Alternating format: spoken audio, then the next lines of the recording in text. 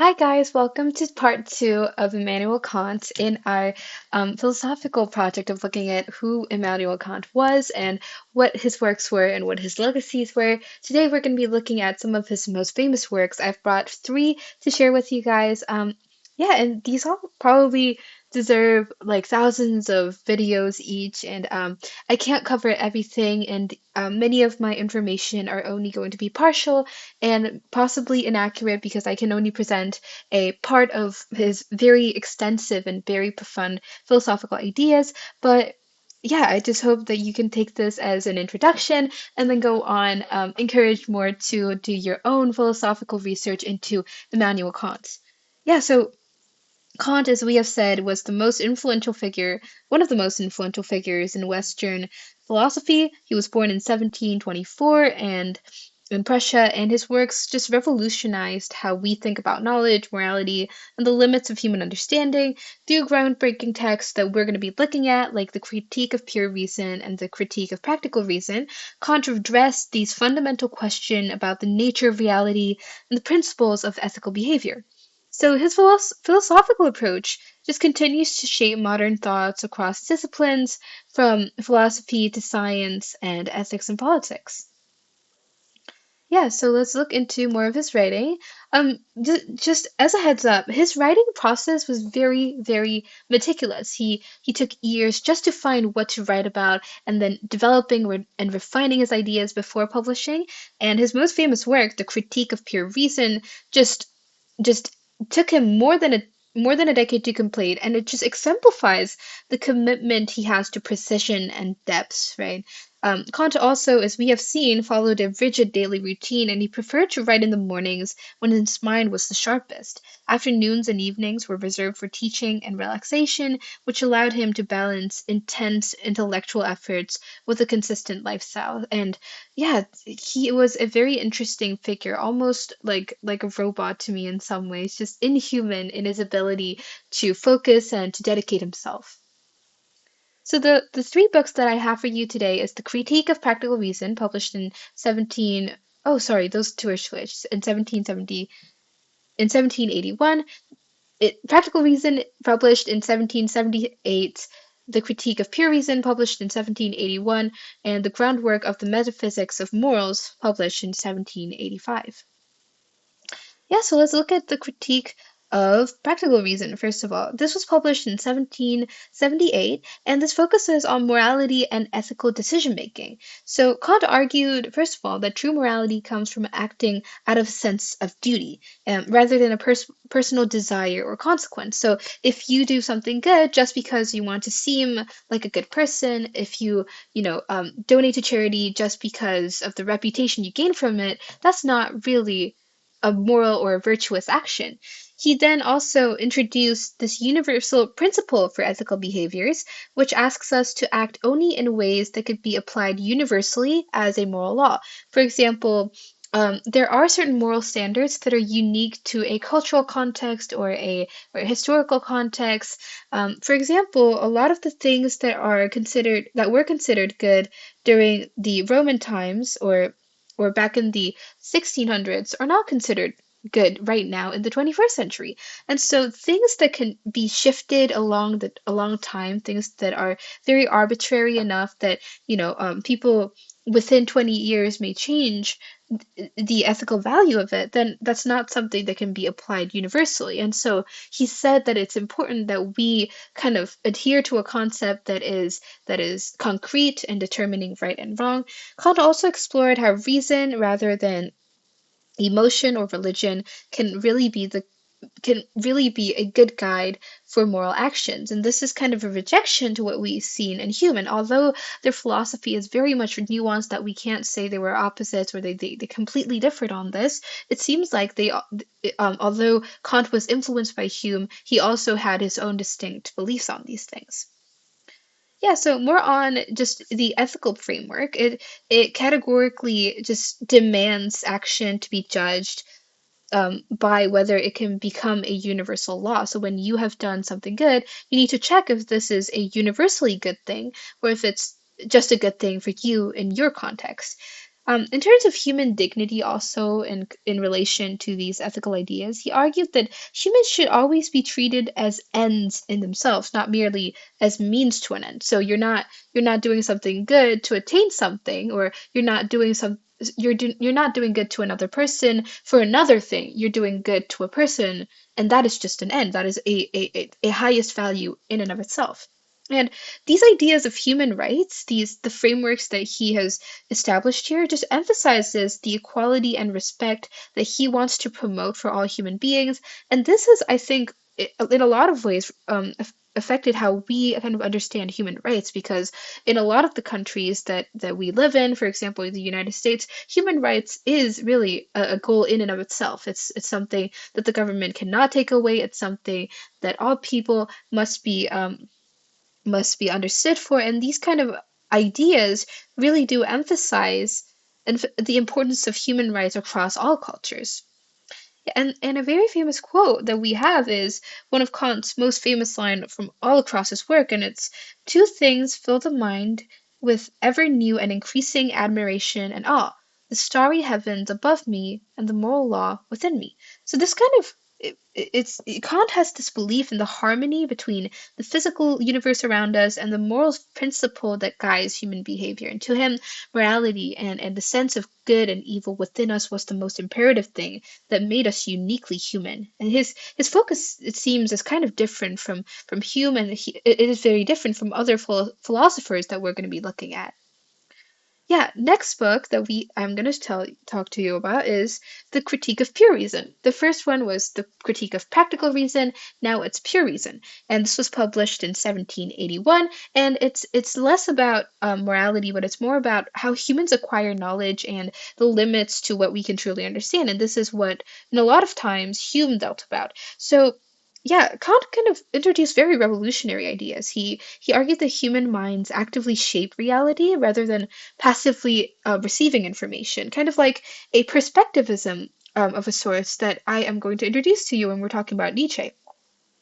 He introduced the concept of a priori knowledge, which is a kind of a precedent kind of knowledge, an independent experience, and a posteriori knowledge, or a knowledge that is derived from experience. So a priori in Latin, it kind of in just in literature, or in a context of the normal text that we read, it kind of means something that we take for granted. It's something that must be taken as an axiom, kind of a a set precedent before we can talk about anything else. So he divides this into two types of knowledge. He also suggests that our perception of time, of space, and like the causality of all things are mental frameworks that structure how we experience the world. And this work in particular was so influential that it's compared to a a revolutionary idea to the degree of Copernicus's heliocentric theory, and it's just that radical. It's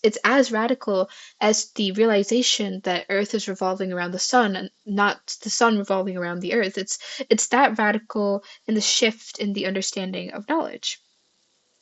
Yeah, and the critique of pure reason is also significant in just how it really shaped epistemology, or the study of knowledge, and remains just such an important cornerstone to modern philosophy. It's primarily focused in the mindful in reality. So Kant, by claiming that we can never access the thing in itself, reality as it is, Kant just emphasizes that our understanding is limited to how things appears to us. And this is kind of a rejection of objectivism and a embrace of perspectivism, again, what we will talk about with Nietzsche.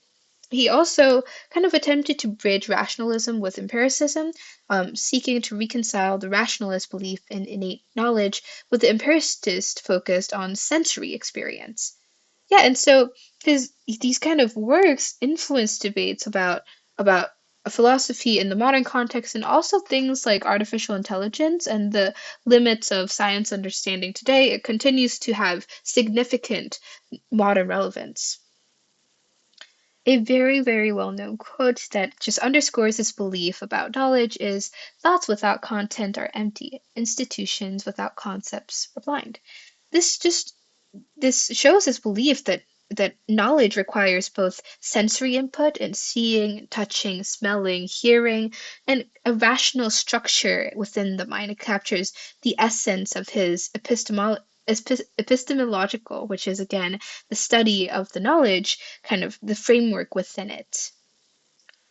Yeah, and what's really personally very interesting to me is just the fact that Kant in the 1780s, so almost right after the Enlightenment, that he was able to come up with such revolutionary works, especially when there were not a lot of foundational writers that went before him.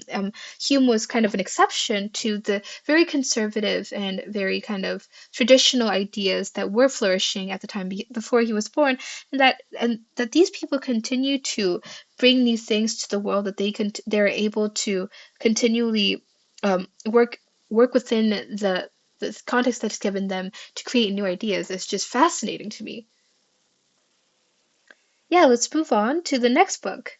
Next one is The Groundwork of the Metaphysics of Morals. This was written in 1785, one of his latest book that was written, and it's just lays the foundation to understanding Kant's moral philosophy really fully.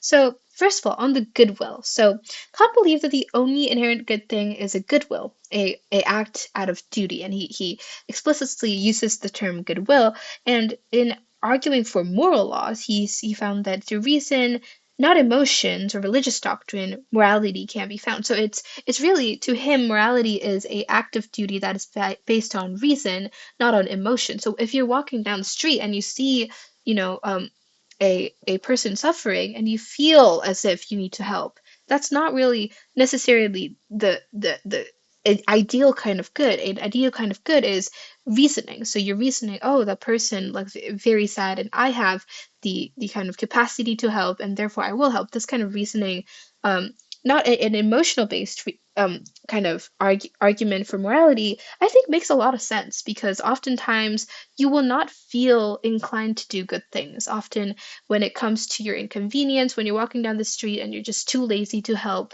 and your emotions don't say tell you to do the right thing, then even in those cases, that does not mean that it is not good to do the right thing. The good is always kind of fixed.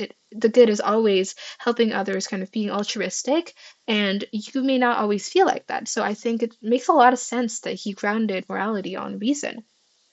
Yeah, and he just through these kind of categorical imperatives, he continued to offer detailed explanations on these principles, and he challenged readers a lot to think about their actions in universal terms again.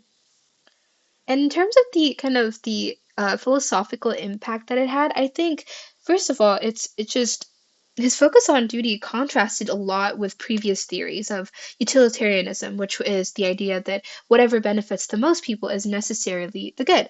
And his understanding of moral duty is really challenged a lot of the theories that existed in the past. And his belief in a universal moral principle do align with modern debates on human rights and global justice, but it really caused a lot of rejection at his time. And he believed that moral rules should apply to everyone equally, regardless of personal preferences and culture in a kind of universal basis. And this just did not seem right to some people at the time. Yeah, and Kant was just completely rejecting morality based on feelings or consequences, and so this was kind of a contrast with consequentialist like writers and theorists. And yeah, these works just challenges the reader a lot to continue to think about these things. Uh, I think also that his focus on moral autonomy, that individuals are free to do and free to follow self-imposed rational laws, that this kind of remains a very powerful argument for personal responsibility that is in a lot of aspects lacking because when you kind of think of religious doctrines or emotions as your guiding principles for morals, like later on when someone asks you, oh, why didn't you do the morally good thing? You can just say, oh, well, I mean, it didn't really align with my religious aspects. Or like, oh, I didn't think it was a good thing. I didn't feel like it was a good thing. That just is rejected by his kind of meticulous and universal application of morality. Yeah, so let's look at a quote. This is a, I think it's a very good quote that kind of summarizes his moral philosophy. It's act only according to that maxim whereby you can, at the same time, will that it should become a universal law. So do anything only if that aligns with a universal morality. And this principle challenges us to think whether our actions can be justified if everyone acted the same way. So if you're going down the streets and you're littering and you think, oh, what if this became a universal law for good? What if everyone started littering? Would that be a good thing? Would that help humanity? That kind of application really changed. It was a revolutionary way of thinking at morality. And yeah, so Kant's legacy, we'll talk more about this later on, but it has just a significant influence in terms of philosophy, science, and technology, human rights, because of the reasons that we've talked about here. And it just remains a guide for those seeking to understand the complexities that is behind human thought and action. And I just want to encourage you guys to look more into his works because we have a lot more of his works. And Immanuel Kant is has become like like a like a pronoun almost for very good philosophy, and so it's definitely worth looking into his ideas. I think it's very accessible compared to other philosophers, maybe like Nietzsche, because it's just intuitively something that I think people find easy to agree with. When Nietzsche talks about, the will to power and how the Übermensch, it's just like, oh, what's that man talking about, but the thing Kant says is something that I think a lot of people would agree with based on their own experience and thoughts. And so it's something to look into and something to start your philosophical inquiries about. Yeah, thank you so much, guys, for um, being with me on this journey again. I hope you have a great day and that you um, continue on your journey on researching more philosophers and looking into Immanuel Kant's work. Thank you so much, and bye bye.